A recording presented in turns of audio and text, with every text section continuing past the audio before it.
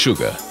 It's a natural part of life, an important source of energy, and we consume it every day. Sugar sweetens foods, keeps bread moist and pleasant to eat, contributes to crust colour and flavour, and delays staleness in cakes and biscuits. Sugar is used as a preservative. It enhances flavour and provides bulk and texture. Sugar is used in confectionery and in drinks, and also in brewing beer. Sugar, in moderation, is part of a healthy, balanced diet.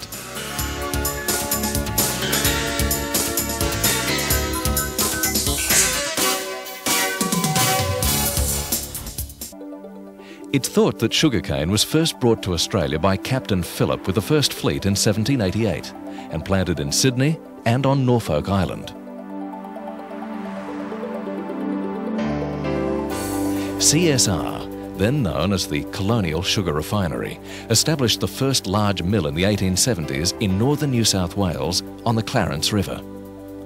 The mill's plantation not only grew its own cane, but purchased it from independent small growers as well. In post-war years, large numbers of people immigrated to Australia to work in the cane fields, including many from Mediterranean nations such as Italy. They and their descendants now make up a large part of the population of North Queensland. As labour became scarce and wages increased, typical Australian farmer ingenuity came to the fore, and farmer inventors developed machines to do the work, leading the world in these mechanised developments.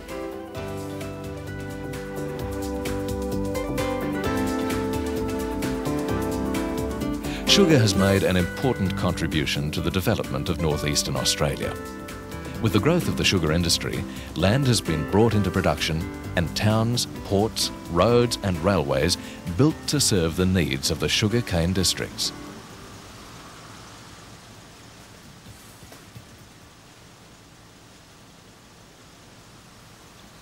Major centres such as Cairns, Innisfail, Ingham, Ayr, Mackay, Bundaberg, Maryborough and Nambour grew up around the sugar industry. Sugarcane is now grown in Australia's tropical and subtropical regions in a 2,100 kilometre coastal strip stretching from Grafton in northern New South Wales to Mossman in North Queensland. This region has an ideal climate for cane growing. It has warm temperatures, well-drained soil and mostly adequate rainfall. Rainfall is important as cane needs at least 1,500 millimetres of rain a year or its equivalent in irrigation. 95% of Australia's sugarcane is grown in Queensland, and 3/4 of this north of the Tropic of Capricorn.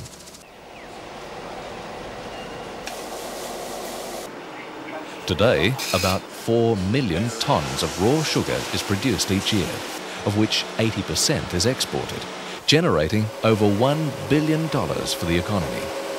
This makes Australia one of the world's largest exporters of cane sugar.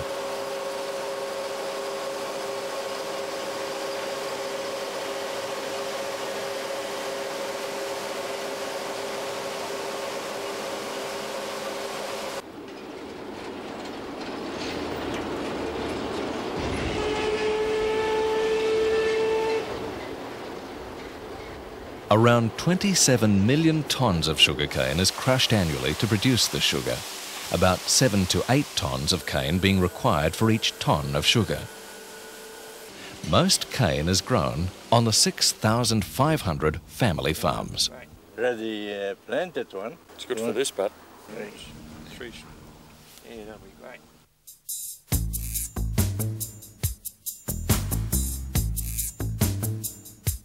The cane is crushed in 25 sugar mills in Queensland, with a further 3 being located in northern New South Wales. There are 7 bulk sugar terminals in Queensland, at Cairns, Marillion, Lucinda, Townsville, Mackay, Bundaberg and Brisbane. Together, these comprise the world's largest bulk raw sugar handling system. Through these terminals, raw sugar is exported to overseas markets, including Canada, China, Japan, Korea, Malaysia, New Zealand, Russia, Singapore, Taiwan, and the USA. Most raw sugar requires further processing at refineries in order to meet food manufacturers' and consumers' needs. Australian sugar refineries are located at Mackay, Bundaberg, Brisbane, Melbourne and Perth, and here at Harwood on the Clarence River in northern New South Wales. The main products from Australia's refineries are granulated sugars, brown sugars, liquid sugar, golden syrup and treacle. Sugarcane is Australia's second largest export crop after wheat and Queensland's second largest rural commodity after beef. In Australia, more than 20,000 people are employed directly in the growing, milling, storage and marketing of sugar.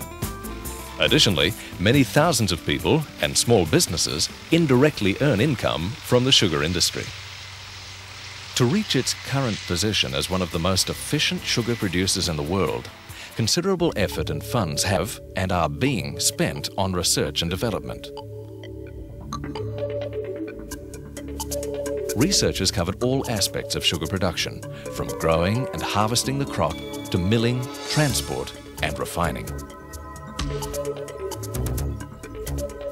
It takes 10 to 12 years to develop a new variety of cane, with plant breeders seeking to improve resistance to pests and disease and provide varieties better adapted to local climatic conditions and soil types to allow higher yields to be achieved. Australian sugarcane grub researchers were amongst this country's research pioneers, trying to develop integrated pest management techniques with biological controls, and as early as 1935 saw the introduction of the cane toad to try and control the dreaded insect pest, the cane grub.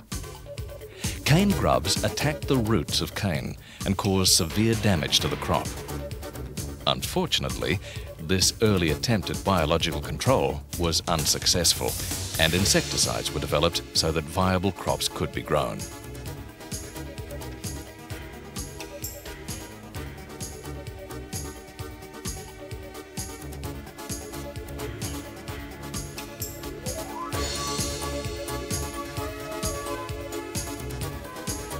In an industry always looking for new and better ways, research into cane grub control continued, and the BSES, the industry's own research and advisory organisation, working closely with Incitec, a commercial firm, released in 1984 Suscon Blue, the first commercial soil-applied controlled release insecticide in the world. Suscon technology uses non-persistent insecticides impregnated into small granules. These granules are designed to provide sustained controlled release of the insecticide once they're placed in the soil. This technology, pioneered in Australia for sugarcane, is now being used in many countries around the world.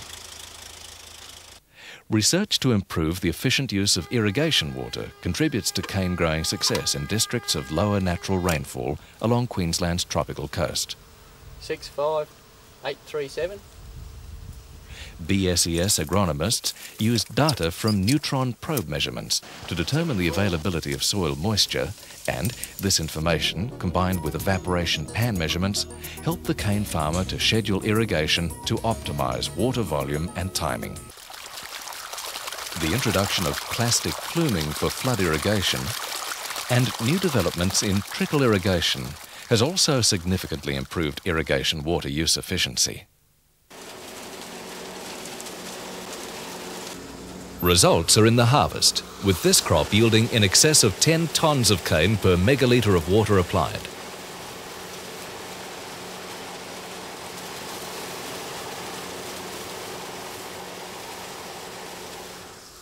Research is continuing into ways to improve the efficiency of use of fertilisers in cane. This research is focusing on how nutrients can be best supplied to the cane plant. Fertilisers are essential to maintain or improve soil fertility, allowing productive and profitable crops to be grown. the form in which fertilizers are being applied, and their rate, timing and placement are all being minimised. The cane industry maintains a caring vigilance over our environment to ensure cane farming maintains a balanced ecosystem. Sugarcane is a member of the grass family, and a giant one at that. Its roots penetrate up to 4 metres into the soil, and it reaches a height of 2 to 4 metres at maturity. It is planted in rows 1.2 to 1.5 metres apart. Stalks of mature cane are cut into short lengths, or sets, about 40 centimetres in length, which are placed into the soil. This type of planter is one of 2 types that cane farmers use.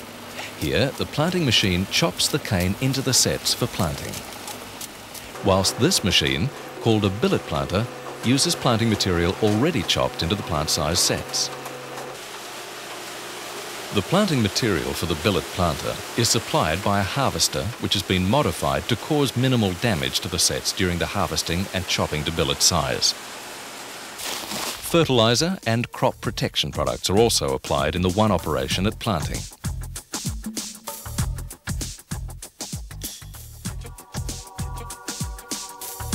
From the joints on the sets, new roots and shoots grow, and the young plants emerge.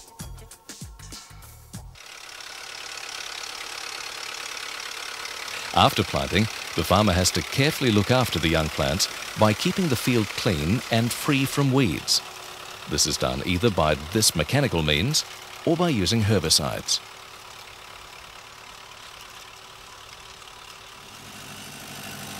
The farmer makes the decision on which weed control practice to use depending on such things as the time of year, the weather, and the amount or type of weeds present.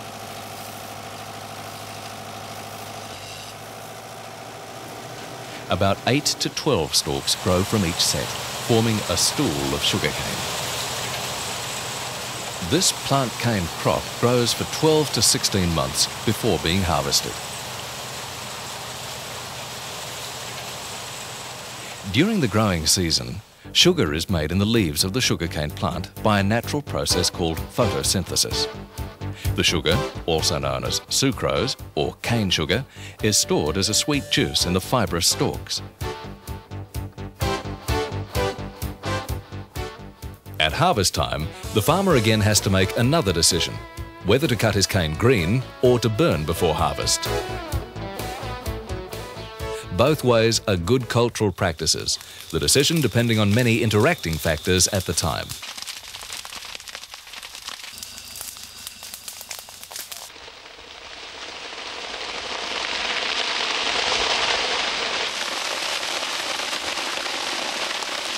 Cane fires have been a traditional and nostalgic part of cane growing for many years. But more recently, the practice of green cane or non-burnt cane harvesting has become an option for the grower.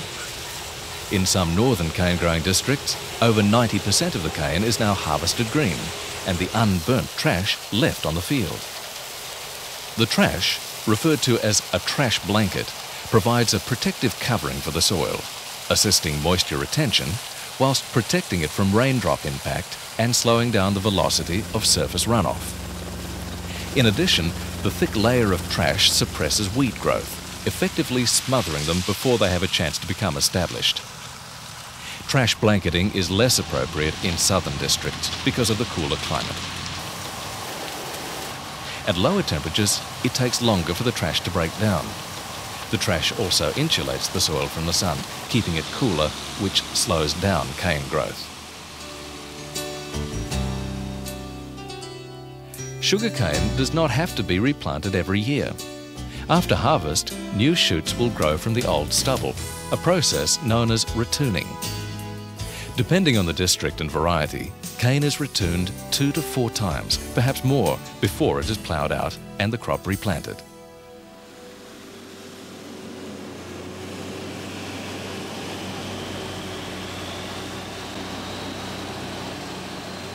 After harvest, cane is transported from the farm's delivery point to the mill using fast and reliable rail or road transport systems.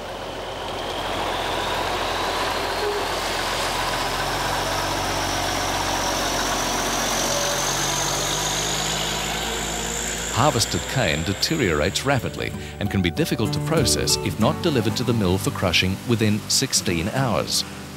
To ensure the prompt delivery of cane to the mills, Australian mills own and operate approximately 4,000 kilometres of narrow gauge rail line.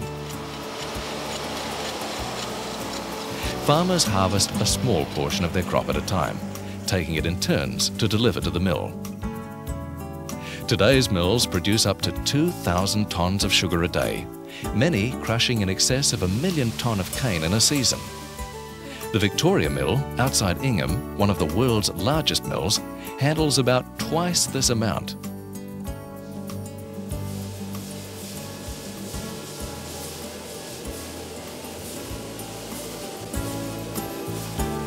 At the mill, the sugar cane is crushed by large rollers. The extracted juice is then clarified to remove any impurities.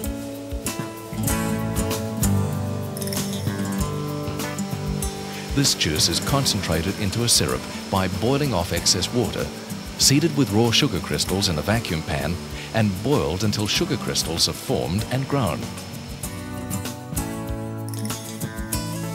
The crystals are then separated and tumble dried and placed in large storage bins for transport to bulk sugar terminals.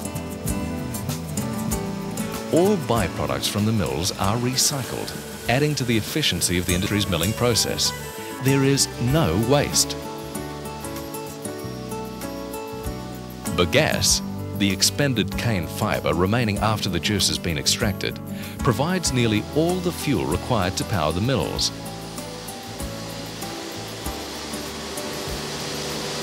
Bagasse can also be used to manufacture paper and can be applied as a mulch to gardens. Ash and filter mud, byproducts from the milling process, are used as fertiliser on cane farms and in gardens. Boiler ash is scrubbed from the mill stacks, and filter mud is the residue left after the sugar has been clarified. Molasses, the dark syrup separated from the raw sugar crystals during the sugar boiling process, is sold on both the domestic and export markets. Molasses is also used as a raw material to produce industrial alcohol or ethanol at Sarina and in the production of rum. Dunder, the waste product from the manufacture of ethanol and rum, is returned to cane fields as a potassium fertiliser.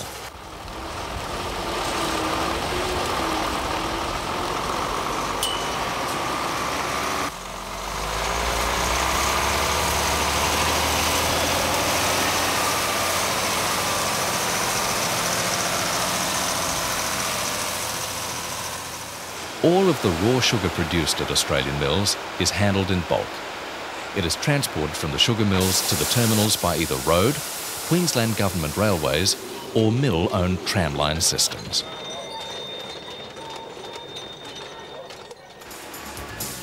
Australia's 7 bulk sugar terminals are designed specifically for the receipt, storage and outloading of raw sugar to domestic and export markets. Although the milling season only lasts 7 months, from June to December, these bulk sugar terminals load ships year-round, ensuring buyers receive sugar when they need it.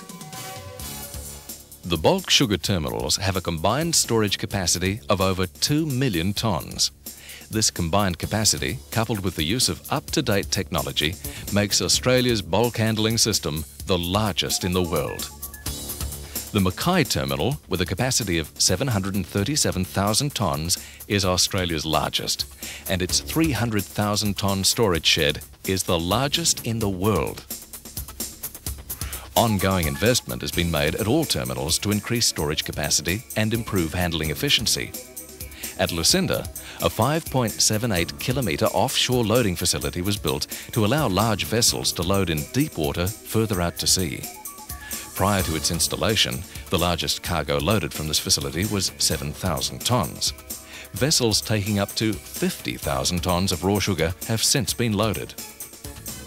The Australian sugar industry is efficient and uses the most up-to-date technology in all aspects of production. It has earned an international reputation as a reliable supplier of a high-quality product and earns valuable export income for Australia. Importantly, for Australian consumers, it provides sugar products at a cost amongst the lowest in the world and of a quality amongst the highest in the world.